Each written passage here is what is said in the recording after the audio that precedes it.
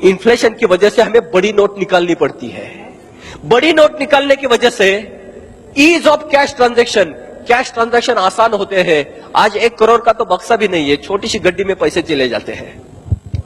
उसका जो डायरेक्ट होता है non traceable transaction, cash transaction कभी ट्रेसेबल नहीं होते हैं। कैश ट्रांजैक्शन नॉन ट्रेसेबल हो जाते हैं। दूसरी तरफ से टैक्स इवेजन से ब्लैक मनी, और वो दोनों में से ब्लैक मनी तैयार होता है। टैक्स इवेजन और नॉन ट्रेसेबल ट्रांजैक्शन करप्शन को प्रमोट करते हैं। ब्लैक मनी और corruption is equal to parallel economy. दूसरी तरफ से लार्ज डिनोमिनेशन नोट की वजह से less use of banking system, हम बैंक में जाते ही नहीं है, अपना पैसा तैयार ही नहीं करते। एक तरफ तो शरीर में खून तैयार नहीं होता, और जो होता है वो पूरा पोल्यूटेड होता है। काले पैसे की इसमें से वो पूरा खराब होता है। इसका डायरेक्ट जो होता है less use of banking system, poor credit और कैपिटल फॉर्मेशन। हमारे देश में पैसा बोरियों में पड़ा है, लेकिन कैपिटल नहीं है, भांडवल नहीं है, दिखाने के लिए सफेद है ही नहीं। Inadequate capital supply to economy, GDP growth slow down. Baba ji हर इसमें बोलते हैं कि हमारी जीडीपी बहुत ज्यादा होनी चाहिए, वो होती नहीं है। जीडीपी कम डाउन होने की वजह से सरकार को जो टैक्सेस मिलते हैं, इनडायरेक्ट टैक्स, वैट हो, एक्साइज हो, वो कम मिलते हैं। यह विशेष सर्कल पूरा होता है। इनएडिक्वेट टैक्स और करप्शन, सरकार के पास ताकत भी नहीं है और करप्शन से यह देश लिपटा है। ये दोनों में से पुअर गवर्नेंस होता है। हमारे देश की आज सबसे बड़ी प्रॉब्लम पुअर गवर्नेंस की है।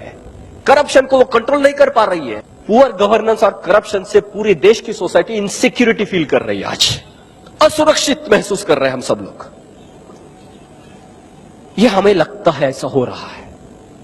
पूरे टैक्स निकाल देने चाहिए, 50 के ऊपर की नोट निकल देनी चाहिए, एक ही जगह टैक्स लगना चाहिए ट्रांजैक्शन पे। अभी कोई कंप्लायंस करना, किसी को टैक्स भरना नहीं है, कोई कुछ नहीं करना है। No compliance, no audits. आपके अकाउंट पे आया हुआ पैसा टैक्स भर के आया होगा। करेंसी में आप कर दो कितना भी ट्रांजैक्शन, आपके लिए टैक्स लगेगा नहीं, रिस्क आपकी रहेगी। ये जो है, ये आपका सामने यही 5 पॉइंट का प्रपोजल है जिसके बारे में हम बात कर रहे हैं। ये जो सॉल्यूशन है, बाकी का जो है वो हमारी इंटरप्रिटेशन है, वो उसके ऊपर तो आप बहुत बहस कर सकते हैं। जो हम इसकी बात कर रहे हैं कि जो सॉल्यूशन जो रख रहे हैं, हमारा इंटरप्रिटेशन हमने पहले बताया कि एक दवाई कैसी होती है, तो हमारा डायग्नोसिस की बात कर रहे हैं। वो डायग्नोसिस गलत हो सकता है, लेकिन ये बात है मेडिसिन की बात है, ये आपके सामने रखेंगे। ये पॉइंट आपके सामने हर बार रहेंगे। अभी मैं सिर्फ आपको ये मेडिसिन लेने के बाद क्या परिणाम हो सकते मैं आपसे ये करूंगा। हमने सिर्फ 4 इंजेक्शन अभी बात की है। वो 4 इंजेक्शन है। बैंक ट्रांजैक्शन टैक्स एक ही टैक्स रहेगा, 50 के ऊपर की नोट चली जाएगी, 2000 के ऊपर का लीगल प्रोटेक्शन चला जाएगा, और लास्ट का इंजेक्शन बहुत इंपॉर्टेंट है, आज का पूरा काला पैसा एक बार बैंक में जमा हो जाएगा। उसके ऊपर 2% कट जाएगा, कोई कुछ नहीं पूछेगा। VDIS अभी तक 4 बार आ गई है, ये लास्ट बार। आपके पास 10,000 करोड़ है, आपका नाम कुछ भी है, लाके डालिए, आपको कोई कुछ नहीं पूछेगा। सिर्फ नोट असली है या जाली है ये देख लिया जाएगा। एक बार ये फिल्टर जरूरी है। आपका पैसा भी ट्रेसेबल होगा। एक बार VDS, सुप्रीम कोर्ट ने अभी बोला है कि अभी ये लास्ट टाइम आई थी कि हर बार अगर आप ऐसा करेंगे तो ईमानदार आदमी को क्या मिलेगा। ये लास्ट करेक्शन है। ना इसके बाद टैक्स रहेगा, ना VDS की जरूरत पड़ेगी, क्योंकि उसके बाद टैक्स ही नहीं रहेगा। ये 4 का इंजेक्शन का आप सिर्फ परिणाम देखिए क्या होता है।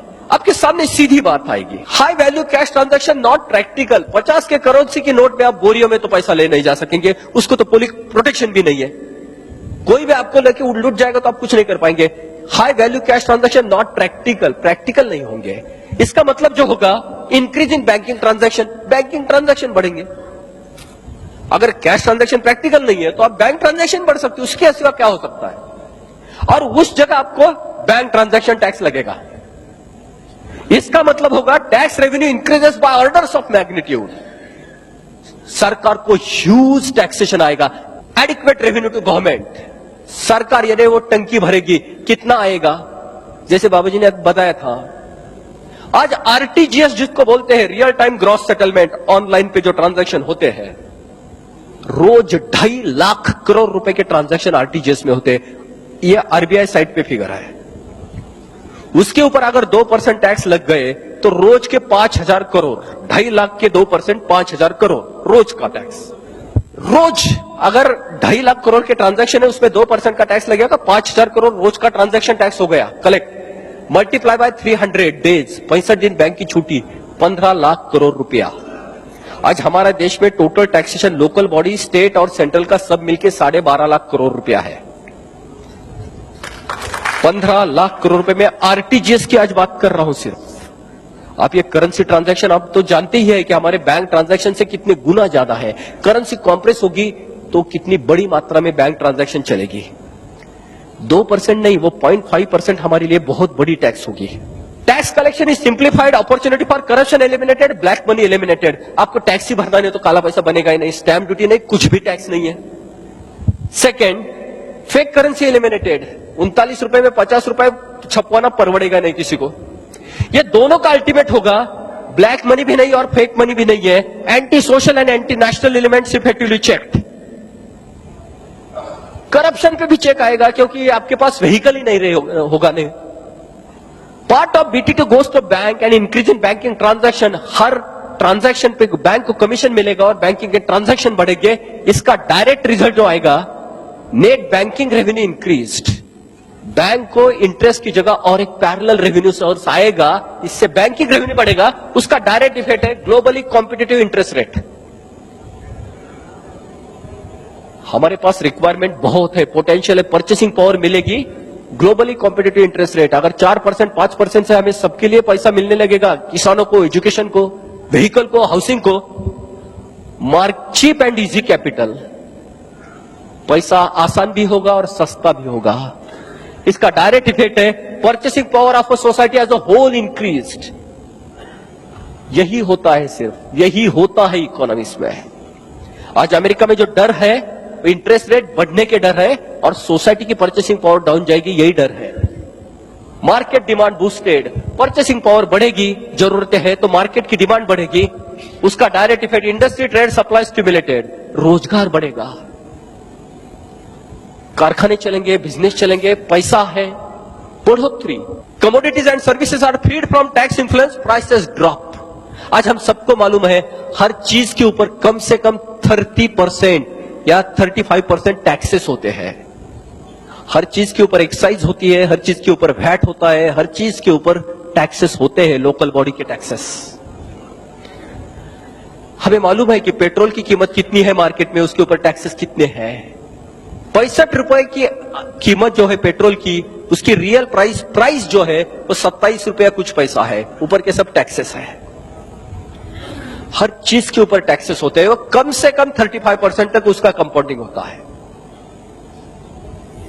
सब टैक्स चले जाने से प्राइसेस विल ड्रॉप और वहां से इंटरेस्ट रेट कम होने से चीप एंड इजी कैपिटल, उससे भी प्राइसेस कम आएगी, महंगाई बहुत नीचे जाएगी, purchasing power increases, market demand boosted, focus shifted to innovation from manipulation.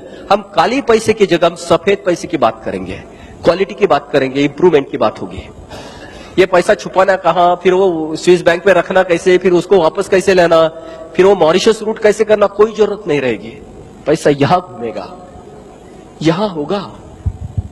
Industry trade supply stimulated, black money is converted into white money, supply regulated. बड़ी नोट भी नहीं है तो एक बार सब कुछ लाके डालो, वीडियास।